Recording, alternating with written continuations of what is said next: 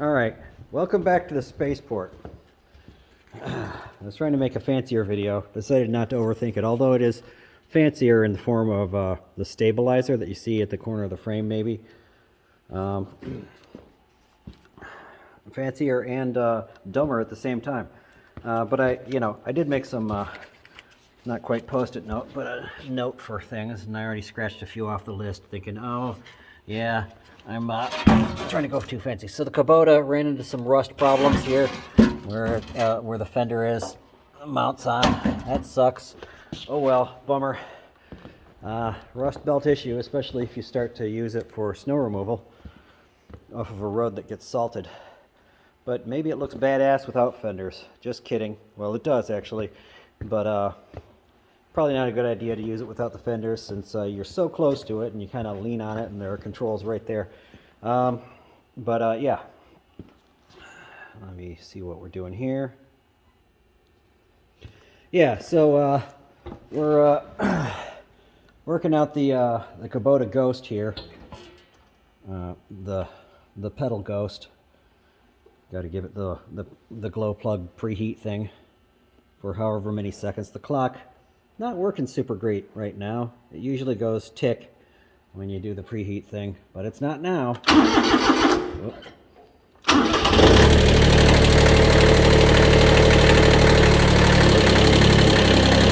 Anyway, I gotta talk louder. No problem.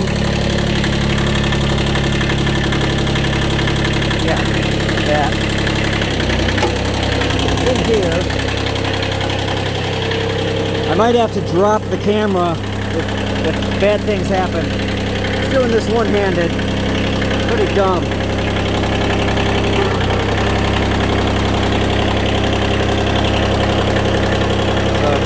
Still creeping. Still creeping.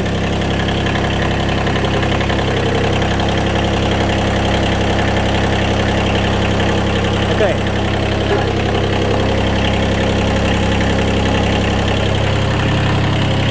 So that actually came to a stop in reverse, but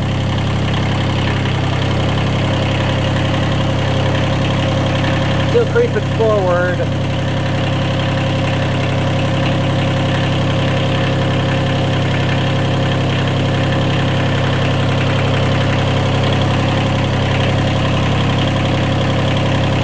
So the thing you adjust is here.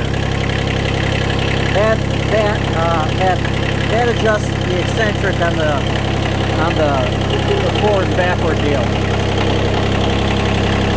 Anyway, good enough there.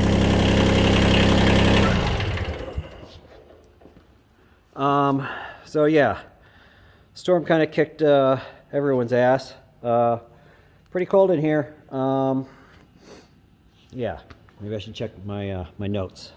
Oh yeah, don't overthink it. So yeah, don't overthink it. Part 2, or don't read the fucking manual. Part 2 yeah. There's something to be said for. Let me see. What are the things I was kicking myself for not saying last time? Cross that bridge when you come to it. So you're tearing something apart. You look at it. And you say, oh, that's a problem. So then you look up that thing. Don't like plow through the manual in advance and like overthink it. But also, there's kind of some, not just sense of accomplishment and joy that comes from solving a puzzle, but also brain exercise. How are you ever going to get better at diagnosing things without like actually trying it? And doing that, you know, it's like the difference between thinking something up and being told what to do.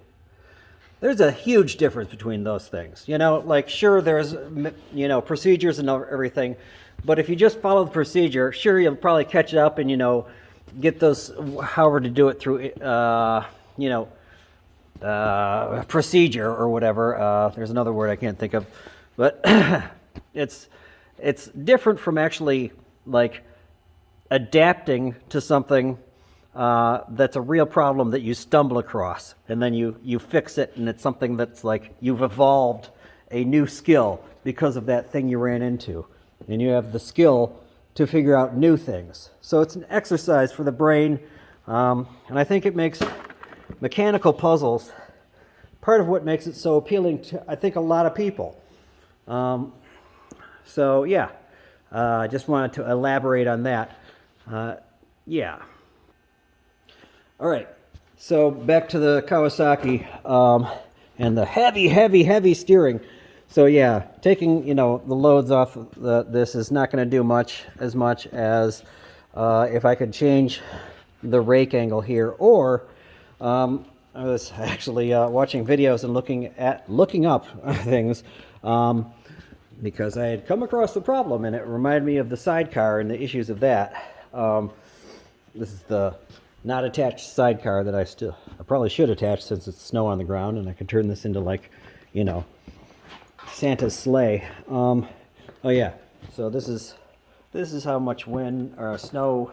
It's been a couple days since it snowed, but yeah, it blows through the cracks in the building, and it was cold wind, at least for here.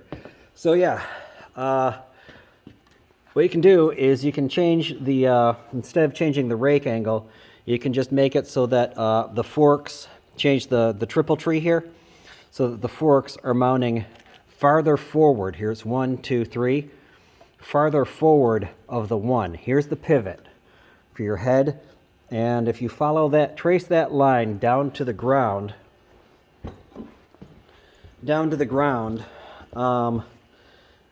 it ends up being, somewhere down, somewhere not in line with where the tire is actually touching the ground. Because it intersects with the ground well ahead of it. And when you have a bike with a really, really big rake to it, like really chopper recumbent thing like that, then the place where it's pivoting over when you turn the wheel is really, really different from where it's on the ground. Let me see. Let me put together a demo. Okay, like this bicycle. So imagine if the bike were tilted up vertically. So the stem, so that the pivot point of this, hold on, I didn't check framing. Yeah, more up. There we go. So this, the neck here, whatever you call that, is vertical. Then where it's touching the ground, down here, is right where the bike doesn't have to move at all. So actually this is kind of because of this thing there. And so what happens, oh, this has compensation. I think you have to take the wheel off to show. Oh, nope, I don't need to take the wheel off. This is actually a perfect explanation of it. So right here in line with this pivot, the point here where it's going through, let me get a yardstick or a meter stick for all you aliens. All right, here we go. So this is the geometry here. This pipe is in line with the headstock, or whatever you call this thing. Should have researched. Anyway, that goes right down to where it touches the ground. Notice how this is way ahead of it, and straight down from there is like, so the motorcycle is put together more like this, like way up there. And if you have it raked way out there, then it's, what's nice about this is you can turn it and the whole bike is staying stationary. This is turning out awful. But if I turn it up to here, you see it's wiggling a lot. I'm gonna have to review this. Don't make me reshoot this damn video.